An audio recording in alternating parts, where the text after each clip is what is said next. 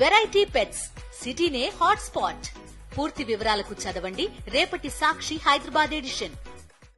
నమస్తే, welcome to non stop news. రోజంతా బిజీగా ఉన్నారా? న్యూస్ అప్డేట్స్ మిస్ అయ్యారా? డోంట్ వరీ, బ్రేక్స్ లేకుండా బోర్ కొట్టకుండా నాన్ స్టాప్ న్యూస్ ప్రతిరోజు రాత్రి 9 గంటలకు. నేను హిమబిందు, నేను అనుశ్రీ. నిండు సభలో అసత్యాలు, అబద్ధాలు. వైఎస్ఆర్సీపీ ప్రభుత్వంలో అక్క చెల్లెమ్మలకు మంచి చేస్తే ఆ మంచి పనులపై కూడా విషం చిమ్ముతోంది కూటమి ప్రభుత్వం. శాసన మండలిలో మంత్రి సవిత వివాదాస్పద వ్యాఖ్యలు చేశారు. డీబీటీ నిధులతో లబ్ధిదారులు గంజాయికి అలవాటు పడ్డారన్నారు మంత్రి సవిత. మంత్రి సవిత వ్యాఖ్యలను ఖండించారు వైఎస్ఆర్సీపీ ఎమ్మెల్సీలు. మంత్రి సవిత వ్యాఖ్యలపై మండలి చైర్మన్ అభ్యంతరం వ్యక్తం చేశారు. ఒక పక్క బడుగు బలహీన వర్గాల పిల్లలు కావచ్చు, మరి కాపు కావచ్చు, మైనార్టీ కావచ్చు, బీసీలు కావచ్చు, ఈ సెల్ఫ్ ఎంప్లాయ్మెంట్ గ్రూప్స్ లేకపోవడం వల్ల, స్వయం ఉపాధి లేకపోవడం వల్ల అందరూ ఎలా తయారయ్యారంటే వీళ్ళు బటన్ నొక్కే విధానాన్ని చూసి గంజాయికి అధ్యక్ష, మందుకి, గంజాయికి పని లేదు అధ్యక్ష, పని లేదు అధ్యక్ష, పని లేక మంత్రి గారు ఆర్డర్లో పెట్టండి అధ్యక్ష. అధ్యక్ష మీరు అధ్యక్ష అధ్యక్ష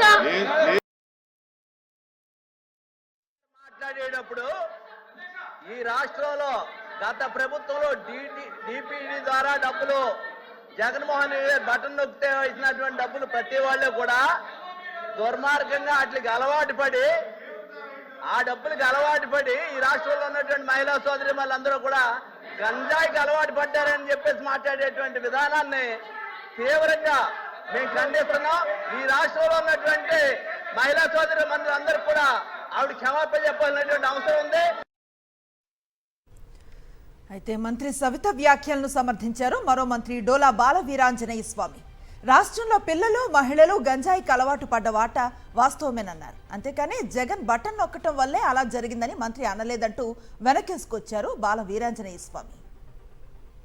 మంత్రి గారు బీసీ మహిళా మంత్రి గారు ఏం చెప్పారంటే అధ్యక్ష, అది టోటల్ బడ్జెట్ 2024 అకాడమీ సపోర్ట్కి స్వయం ఉపాధి పథకం ఇది లేకపోవడం వల్ల ఒక పక్క బడుగు బలహీన పిల్లలు కావచ్చు, కాపు కావచ్చు, మైనార్టీ కావచ్చు, ఓబీసీలు కావచ్చు, ఈ స్వయం ఉపాధి లేకపోవడం వల్ల అందరూ ఎలా తయారంటే అధ్యక్ష, వాళ్ళు బటన్ నొక్కేదని చూసి వాళ్ళు కొంతమంది గంజాయికి మత్తు పదార్థాలు బానిసయ్యారు అధ్యక్ష అని అన్నారు. అంతేగాని ఈ డబ్బులు తీసుకున్నట్టు చేస్తారని అనలేదు అధ్యక్ష, ఒక్కరికి ఇస్తారు అధ్యక్ష.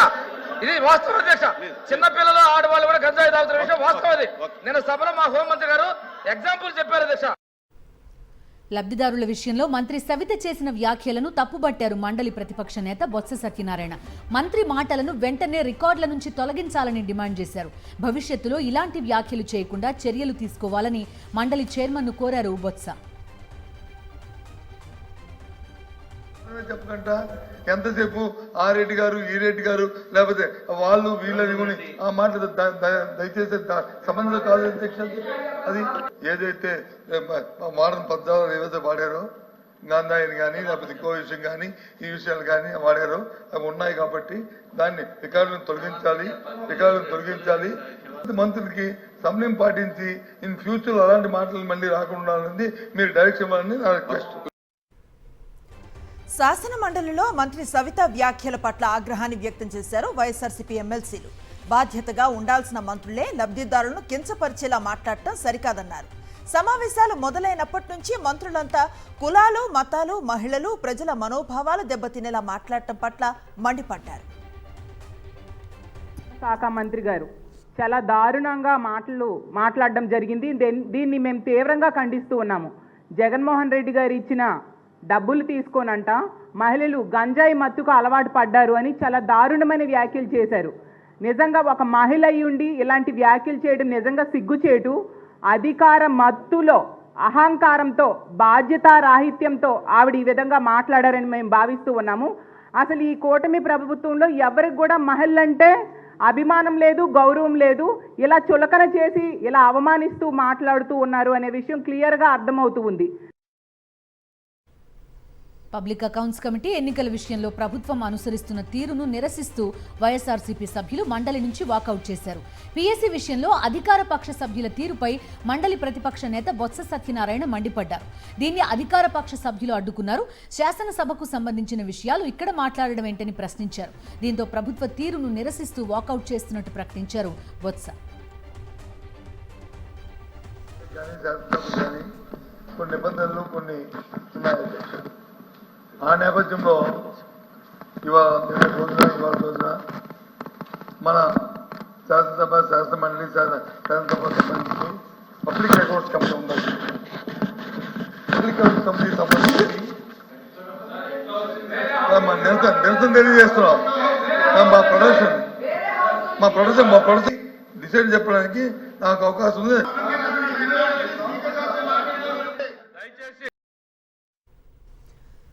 పబ్లిక్ అకౌంట్స్ చైర్మన్ విషయంలో అధికార పార్టీ తీరును నిరసిస్తూ ఎన్నికలను బహిష్కరించింది వైఎస్ఆర్సీపీ. నిబంధనల ప్రకారం పీఎస్సీ చైర్మన్ పదవి ప్రతిపక్షానికే ఇవ్వాలన్నారు మాజీ మంత్రి పెద్దిరెడ్డి రామచంద్రారెడ్డి. తాము అధికారంలో ఉన్నప్పుడు కూడా టీడీపీకే పీఎస్సీ చైర్మన్ ఇచ్చిన విషయాన్ని గుర్తు చేశారు. మాకు అధికార బలం ఉన్నా కూడా మేము తీసుకోకుండా ఈ ఆనవాయితీగా వస్తూ ఉందో ఆ ఆనవాయితీ ప్రకారం మేము ఆ రోజు పైవల కేశవ్ గారిని నియమించడం జరిగింది యునానిమస్గా. ఒక ఆనవాయితీ ప్రకారం వచ్చేదాన్ని అంతా కూడా తప్పుదోవ పట్టించి ఈరోజు పిఎస్సి చైర్మన్ పదవి అధికారంలో ఉండే వాళ్ళే తీసుకుంటే దానికి ఏం న్యాయం జరుగుతుందని చెప్పి నేను అడుగుతా ఉన్నాను.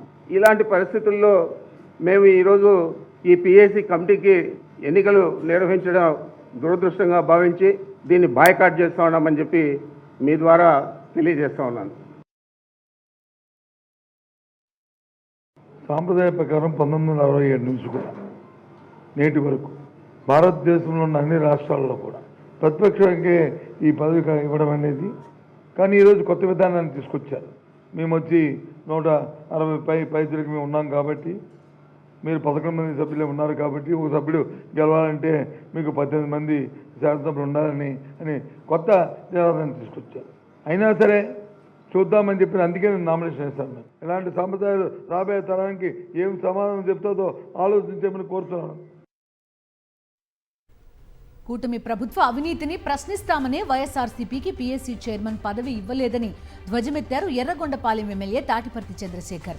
1967 నుంచి ప్రతిపక్షానికే పీఎస్సీ చైర్మన్ ఇస్తున్నారని ఆయన గుర్తు చేశారు. అలాంటి సంప్రదాయానికి కూటమి ప్రభుత్వం తెరదించడం బాధాకరమన్నారు.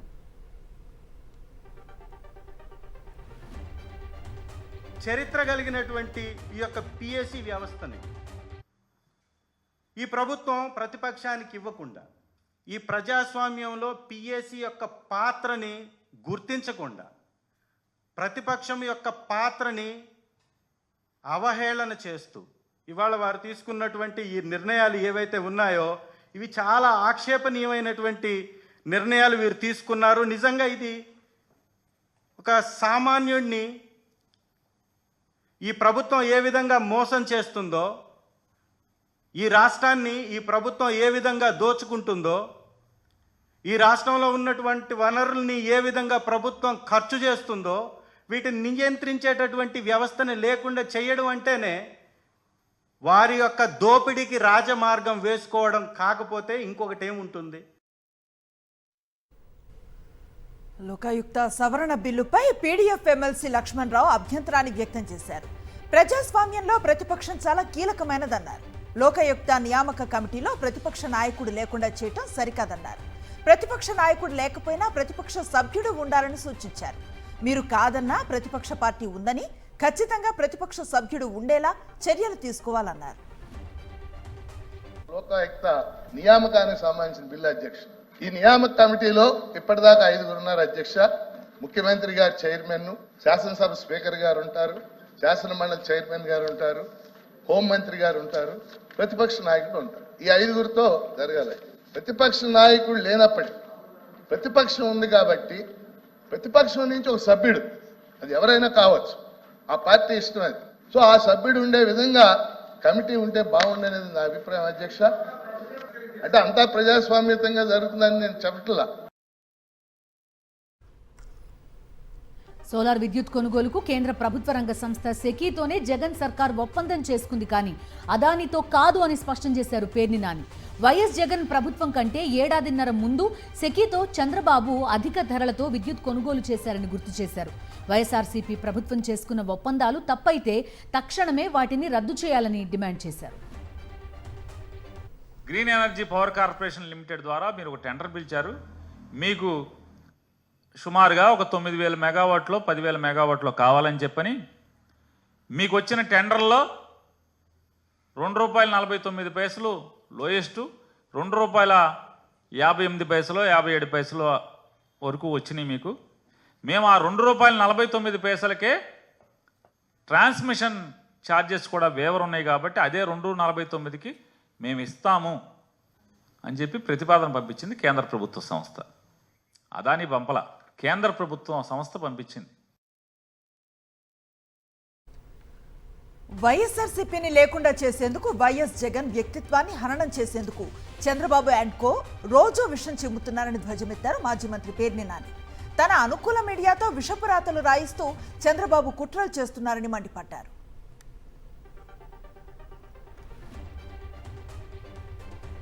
పార్టీకి వ్యతిరేకంగా పురుడు పోసుకున్నటువంటి తెలుగుదేశం పార్టీకి అధ్యక్షుడిగా ఉన్నటువంటి నారా చంద్రబాబు నాయుడు గారు జగన్మోహన్ రెడ్డి గారిని పతనం చేయాలి అనే చీకట్లో కాంగ్రెస్ పార్టీతో చేతులు కలుపుతారు. ఇక ఈనాడు, ఆంధ్రజ్యోతి లాంటి చంద్రబాబుకి కొమ్ము కాసేటువంటి చంద్రబాబు కోసం తప్పుడు వార్తల్ని సైతం నిస్సిగ్గుగా గడచిన 15 సంవత్సరాలుగా జగన్మోహన్ రెడ్డి గారి వ్యక్తిత్వ హననం కోసం, ఆయన పట్ల ఉన్నటువంటి ప్రేమని చెరిపివేయటానికి విషం చిమ్మే ప్రయత్నం చేయని రోజు లేదు, చేయని గంట లేదు.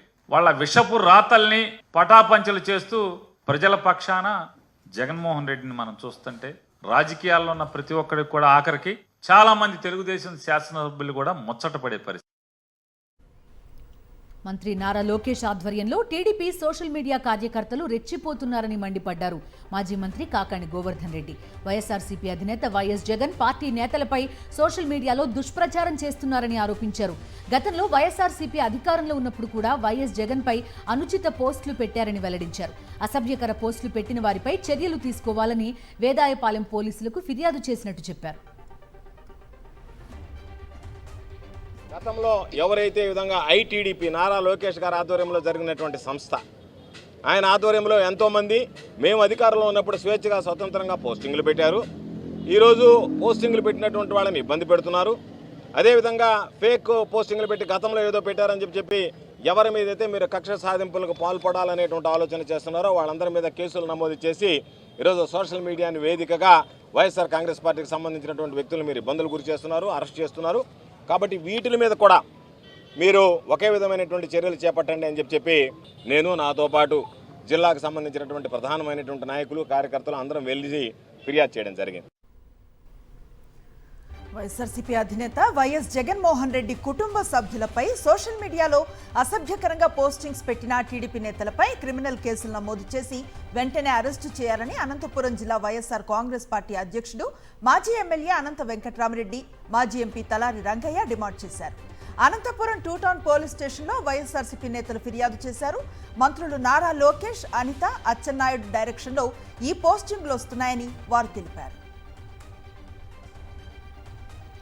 మాజీ MP Nandigam Suresh bail petition కేసులో ఏపీ పోలీసులకు సుప్రీంకోర్టు నోటీసులు ఇచ్చింది. జస్టిస్ దీపాంకర్ దత్తా, జస్టిస్ ప్రశాంత్ కిషోర్ మిశ్రా ధర్మాసనం ఆదేశాలు జారీ చేసింది. మాజీ ఎంపీ సురేష్ తరపున సీనియర్ న్యాయవాది కపిల్ సిబల్ వాదనలు వినిపించారు. ఇది రాజకీయ కక్షతో పెట్టిన కేసని, ఘటన జరిగిన ప్రాంతంలో సురేష్ లేరని వాదించారు. 2020లో రాయి తగిలి మృతి చెందిన మరియమ్మ కేసులో 78వ నిందితుడిగా చేర్చి సురేష్ను పోలీసులు అరెస్ట్ చేశారు. టీడీపీ ప్రభుత్వం అధికారంలోకి రాగానే దళితుడైన మాజీ ఎంపీ సురేష్ పేరును కేసులో అక్రమంగా ఇరికించారని కోర్టుకు తెలిపారు. రాజకీయ కక్ష సాధింపులో భాగంగా కేసులు బనాయించారని న్యాయస్థానానికి వివరించారు. 4 ఏళ్ల క్రితం ఉన్న కేసును తిరగదోడి తన భర్తను వేధింపులకు గురి చేస్తున్నారని మాజీ ఎంపీ నందిగం సురేష్ భార్య బేబీలత ఆరోపించారు. 78వ నిందితుడిని మళ్లీ ముందుకు తెచ్చి కేసు వేశారని ప్రశ్నించారు. ఈ విషయం ప్రజలకు, లాయర్లకు, న్యాయస్థానాలకు అర్థమవుతుందన్నారు. తమకు భయం లేదని, పోరాటాలు ఆపేది లేదని స్పష్టం చేశారు. సోషల్ మీడియా యాక్టివిస్టులపై కూటమి ప్రభుత్వం వేధింపులు కొనసాగుతున్నాయి. ఇంటూరి రవికిరణ్పై ఇప్పటివరకు 16 కేసులు నమోదు చేశారు. ఇప్పుడు వ్యక్తిగతంగా హాజరు కావాలంటూ పులివెందుల పోలీసులు నోటీసులు ఇచ్చారు. ప్రస్తుతం ఇంటూరి రవికిరణ్ విశాఖ సెంట్రల్ జైల్లో రిమాండ్లో ఉన్నారు. అన్నీ తెలిసినా కేసు మీద కేసు పెడుతున్నారు పోలీసులు.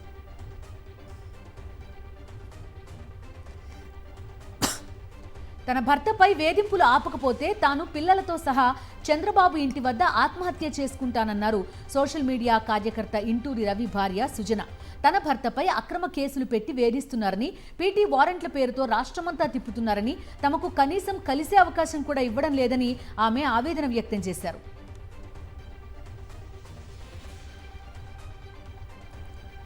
విశాఖ స్టీల్ ప్లాంట్ కార్మికుల పోరాటం ఉధృతం చేశారు. ఈ నెల 29న ప్రధాని మోదీ విశాఖకు రానున్నారు.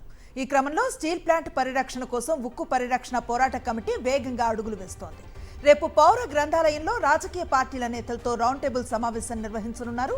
ఇప్పటికే 15 పార్టీల నేతలకు ఆహ్వానం పంపింది పోరాట కమిటీ. రౌండ్ టేబుల్ సమావేశంలో ఏకగ్రీవ తీర్మానం చేసినందుకు ప్రణాళికలను రూపొందిస్తోంది. విశాఖ వేదికగా స్టీల్ ప్లాంట్ ప్రైవేటీకరణను నిలిపివేస్తున్నట్లుగా ప్రధాని మోదీ ప్రకటన చేయాలని డిమాండ్ చేశారు.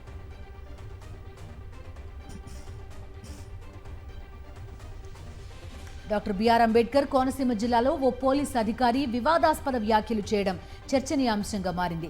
రామచంద్రపురంలో జరిగిన కుల సంఘం వన సమారాధనలో స్థానిక సీఐ అశోక్ కుమార్ పాల్గొన్నారు. ఉభయ గోదావరి జిల్లాల్లో ఎమ్మెల్సీ కోడ్ కొనసాగుతున్నప్పటికీ యూనిఫామ్లో సీఐ కుల సంఘాల సమావేశానికి హాజరయ్యారు. అంతేకాకుండా ఆయన చేసిన వ్యాఖ్యలు కలకలం రేపాయి. భవిష్యత్ అంతా మనదేనని కుల ప్రస్తావన గురించి మాట్లాడారు సీఐ. మంత్రి తండ్రి తనను గుర్తించి మన అని తెలుసుకుని రామచంద్రపురం తీసుకొచ్చారని స్పష్టం చేశారు. సీఐ తీరు అధికార పక్షానికి వత్తాసు పలికేలా ఉందని విమర్శలు వెల్లువెత్తుతున్నాయి. ఫస్ట్ ఆఫ్ ఆల్ నేను, నా కుటుంబం, మన మినిస్టర్ గారి ఫాదర్ అయినటువంటి సత్యం గారికి, అలాగే రాజేష్ గారికి జీవితకాలం రుణపడి ఉంటాం. ఎందుకంటే నేను ఎక్కడో యాక్చువల్లీ నేను డిపార్ట్మెంట్లో జాయిన్ అయినప్పుడు కానీ లేదా ఈ వ్యవస్థలోకి వచ్చినప్పుడు అంతా కూడా కృష్ణా జిల్లా పోస్టింగ్ చేశాను. నేను మొత్తం అంతా కూడా నేను కృష్ణా జిల్లానే. ఇక్కడ నేను మ్యాక్సిమం ఎవరికి కూడా తెలియదు. కానీ నేనెవరో తెలియనప్పుడు కూడా జస్ట్ చిన్న రిఫరెన్స్ ద్వారా మన అనే తత్వంతో నన్ను ఇక్కడ తీసుకొచ్చినందుకు మరొకసారి నా కుటుంబం, నేను కూడా జీవితకాలం వారికి, మినిస్టర్ గారికి, వారి కుటుంబానికి రుణపడి ఉంటామని తెలియజేసుకుంటున్నాను సార్. అలాగే కానీ మనం ఈ విధంగానే ఉంటాము అని మనం ప్రూవ్ చేయగలిగితే ఖచ్చితంగా ఈ ఉమ్మడి గోదావరి జిల్లాలో మనదే పైచేయి అవుతుంది. డిసెంబర్ 9 నుంచి తెలంగాణ అసెంబ్లీ సమావేశాలు ప్రారంభం కానున్నాయి. ఈ సమావేశాల్లో పలు కీలక చట్టాల ఆమోదానికి రేవంత్ సర్కార్ ప్లాన్ చేస్తోంది. ROR చట్టాన్ని అసెంబ్లీ ఆమోదించాలని చూస్తోంది. రైతు కుల గణన సర్వేపై చర్చించే అవకాశం ఉన్నట్టుగా తెలుస్తోంది. డిసెంబర్ 7వ తేదీతో రేవంత్ సర్కార్ ఏడాది పూర్తి చేసుకోనుంది. ఈ నేపథ్యంలో మంత్రివర్గ విస్తరణ దిశగా ప్రభుత్వం అడుగులు వేస్తోంది. తెలంగాణ ఎమ్మెల్యేల అనర్హత అప్పీళ్లపై హైకోర్టు కీలక తీర్పును వెలువరించింది. సింగిల్ జడ్జి ఇచ్చిన ఆదేశాలను సీజే ధర్మాసనం కొట్టివేసింది. రీజనబుల్ సమయంలో స్పీకర్ నిర్ణయం తీసుకోవాలని సూచించింది. అనర్హత పిటిషన్లపై సింగిల్ జడ్జి తీర్పును సవాల్ చేస్తూ సెప్టెంబర్ 30న అసెంబ్లీ కార్యదర్శి అప్పీల్ చేశారు. రాజ్యాంగపరమైన అంశాలు ఇమిడి ఉండటంతో ధర్మాసనం ముందు సుదీర్ఘ వాదనలు జరిగాయి. వారం రోజుల పాటు ఏజీ, సీనియర్ న్యాయవాదులు రోజువారీ వాదనలు వినిపించారు. స్పీకర్ తుది నిర్ణయం తీసుకోవాలని, ఎలాంటి టైం బాండ్ లేదని హైకోర్టు తెలిపింది.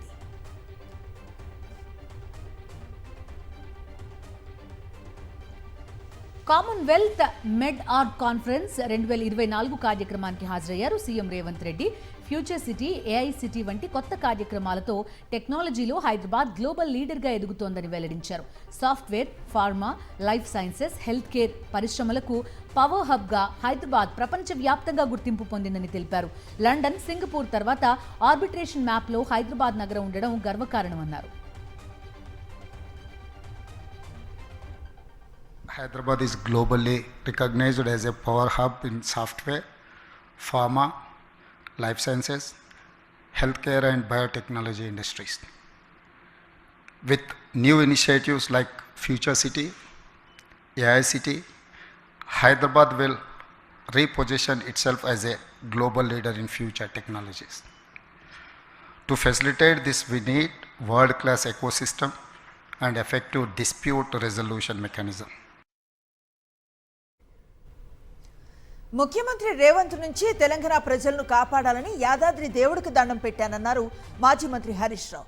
దేవుడు ఆయనకు మంచి బుద్ధిని ప్రసాదించి మంచి పాలన అందించేలా చూడాలని దేవుణ్ణి కోరుకున్నానన్నారు. అయితే దేవుడి మీద ఓట్లు లేదంటే తిట్లు అంటూ ఫైర్ అయ్యారు. సీఎం రేవంత్ నోరు తెరిస్తే అబద్ధాలే అన్నారు. ఇస్తామన్నారు, ఇంత 10,000 ఎగ్గొట్టిండ్రు. రైతు కూలీలకు 12,000 ఇస్తామన్నారు, అది కూడా ఎగ్గొట్టిండ్రు. ఏ ఒక్కటి కూడా చెయ్యని మోసపూరిత పార్టీ కాంగ్రెస్ పార్టీ. అవునా కాదా? ఏమనంటే ప్రశ్నిస్తే కేసులు పెట్టారట, అడిగితే దబాయిస్తున్నారు. అంత మోసం. నీ పేరు యనుమల రేవంత్ రెడ్డి కాదయ్యా, నిన్ను ఇప్పటి నుంచి ఎగవేతల రేవంత్ రెడ్డి అని పిలుస్తామో అని చెప్పిన. ఈ మాట అంటే కేసు పెట్టారట. పెట్టుకో, 100 కేసులు పెట్టుకో, నేను అంటనే ఉంటా నిన్ను అని చెప్పిన.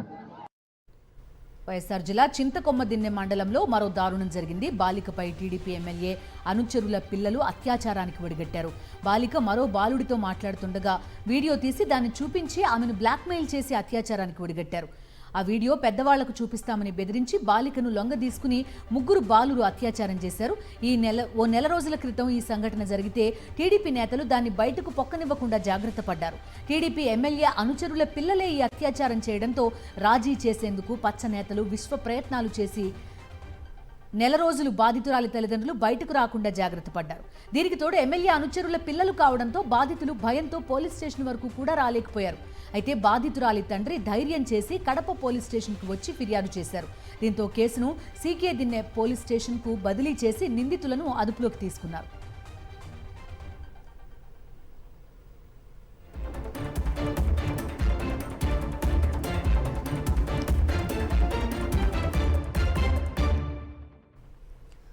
జాతీయ వార్తల్లోకి వెళదాం. పార్లమెంట్ శీతాకాల సమావేశాల్లో కీలక బిల్లులు ప్రవేశపెట్టేందుకు సిద్ధమవుతోంది కేంద్రం. ఈ నెల 25 నుంచి మొదలయ్యే సమావేశాలు డిసెంబర్ 20 వరకు కొనసాగనున్నాయి. కేంద్రం ప్రతిష్టాత్మకంగా తీసుకున్న వక్ఫ్ సవరణ బిల్లుతో పాటు పంజాబ్ న్యాయస్థానాల సవరణ, merchant shipping, coastal shipping, Indian ports వంటి 16 బిల్లులు పార్లమెంట్ ముందుకు రానున్నాయి. ఒకే దేశం ఒకే ఎన్నిక నినాదంతో జమిలీ ఎన్నికలకు సిద్ధమవుతున్న కేంద్రం ఆ బిల్లును కూడా ఈ సమావేశాల్లో ప్రవేశపెట్టే అవకాశం ఉన్నట్లుగా తెలుస్తోంది. మహారాష్ట్ర, జార్ఖండ్ అసెంబ్లీ ఎన్నికల కౌంటింగ్కు రంగం సిద్ధమైంది. మహారాష్ట్రలో 288 నియోజకవర్గాలకు ఈ నెల 20న ఒకే దశలో పోలింగ్ నిర్వహించిన కేంద్ర ఎన్నికల సంఘం శనివారం ఓట్లు లెక్కించి ఫలితాలు వెల్లడించనుంది. 30 ఏళ్లలోనే అత్యధికంగా ఈసారి 65.11% ఓటింగ్ నమోదైంది. దీంతో ప్రజా తీర్పుపై తీవ్ర ఉత్కంఠ నెలకొంది. మహారాష్ట్ర, జార్ఖండ్తో పాటు 15 అసెంబ్లీ, 2 లోక్సభ స్థానాల ఉప ఎన్నికల ఫలితాలు శనివారం వెల్లడి కానున్నాయి. కేరళలోని వయనాడ్ లోక్సభ స్థానం నుంచి తొలిసారి ఎన్నికల బరిలో నిలిచారు గాంధీ కుటుంబ వారసురాలు ప్రియాంక వాద్రా. ఆమె రాజకీయ భవితవ్యం రేపు తేలిపోనుంది. ఏఐసీసీ చీఫ్ మల్లికార్జున ఖర్గే, అగ్రనేత రాహుల్ గాంధీలకు పరువు నష్ట నోటీసులు పంపించారు బీజేపీ నేత వినోద్ తావ్డే. నాలసోపరా నుంచి పోటీ చేస్తున్న బీజేపీ అభ్యర్థి రాజన్ నాయక్కు మద్దతుగా వినోద్ తావ్డే మరికొందరు బీజేపీ నేతలు డబ్బు పంపిణీ చేస్తున్నట్లుగా బహుజన్ వికాస్ అఘాడీ పార్టీ ఆరోపించింది. దానికి సంబంధించిన వీడియోను కాంగ్రెస్ పార్టీ సోషల్ మీడియాలో షేర్ చేసింది. ఎన్నికలను ప్రభావితం చేయడానికి బీజేపీ డబ్బులు పంచుతోందని, పార్టీ అధినేతలు ఇందులో పాల్గొన్నారని కాంగ్రెస్ పేర్కొంది. ఈ ఆరోపణలను వినోద్ తావ్డే ఖండిస్తూ కాంగ్రెస్ అగ్రనేతలకు పరువు నష్ట నోటీసులను పంపించారు.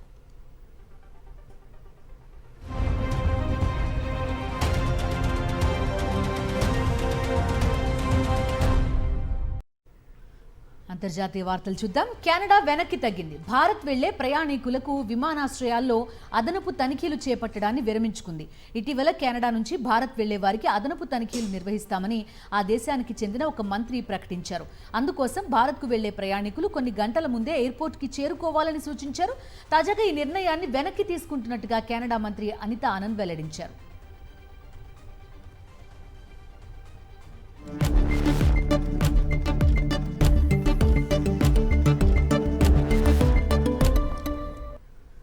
బిజినెస్ అప్డేట్స్ చూద్దాం. దేశీయ స్టాక్ మార్కెట్ సూచీలు ఇవాళ కలకల్లాడాయి. వరుస నష్టాల నుంచి గట్టెక్కాయి. ఇన్వెస్టర్లు పెద్ద ఎత్తున కొనుగోళ్లు జరపడంతో సూచీలు భారీ లాభాల్లో ముగిశాయి. సెన్సెక్స్ ఓ దశలో 2000 పాయింట్లకు పైగా లాభపడగా నిఫ్టీ 550 పాయింట్లకు పైగా లాభపడింది. సెన్సెక్స్ 1961 పాయింట్లు లాభపడి 79,218 వద్ద ముగిసింది. నిఫ్టీ 557 పాయింట్ల లాభంతో 23,907 వద్ద స్థిరపడింది. రిలయన్స్, ఐసిఐసిఐ, ఇన్ఫోసిస్ షేర్స్ భారీ లాభాల్లో రాణించాయి.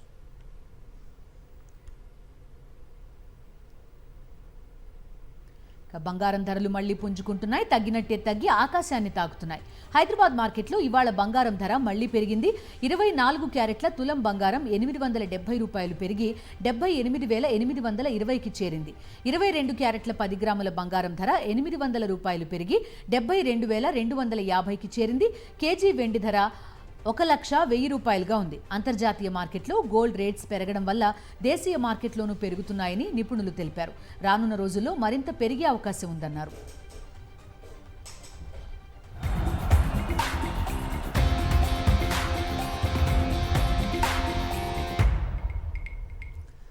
స్పోర్ట్స్ అప్డేట్స్ చూద్దాం. బోర్డర్ గవాస్కర్ ట్రోఫీలో భాగంగా ఆస్ట్రేలియాతో జరుగుతున్న తొలి టెస్ట్ మొదటి రోజు భారత్ పైచేయి సాధించింది. టాస్ గెలిచి బ్యాటింగ్ ఎంచుకున్న భారత్ 150 పరుగులకే ఆలౌట్ అయింది. అయితే బ్యాటింగ్తో నిరాశపరిచినప్పటికీ భారత ఆటగాళ్లు బౌలింగ్తో అదరగొట్టారు. టీమిండియా పేసర్లు ఆస్ట్రేలియా బ్యాటర్లకు చుక్కలు చూపించారు. తొలి రోజు ఆట ముగిసే సమయానికి ఆస్ట్రేలియా 7 వికెట్ల నష్టానికి 67 పరుగులు చేసింది.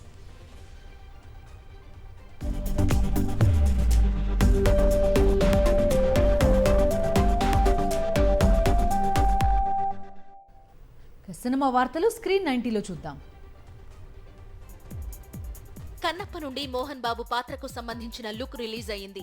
ఇందులో మోహన్ బాబు మహాదేవ శాస్త్రి పాత్రలో నటిస్తున్నారు. గ్లోబల్ స్టార్ రామ్ చరణ్ హీరోగా బుచ్చిబాబు తెరకెక్కిస్తున్న RC-16 సినిమా షూటింగ్ ఈ రోజు నుంచి మొదలు కానుంది. ఈ సందర్భంగా బుచ్చిబాబు మైసూరులోని చాముండేశ్వరి అమ్మవారి ఆలయంలో ప్రత్యేక పూజలు చేశారు. Tollywood star hero NTR, director Koratala Shiva combination లో వచ్చిన దేవర హిందీ వెర్షన్ ఓటీటీలో అందుబాటులోకి వచ్చింది. ఈ విషయాన్ని నెట్ఫ్లిక్స్ ప్రకటించింది.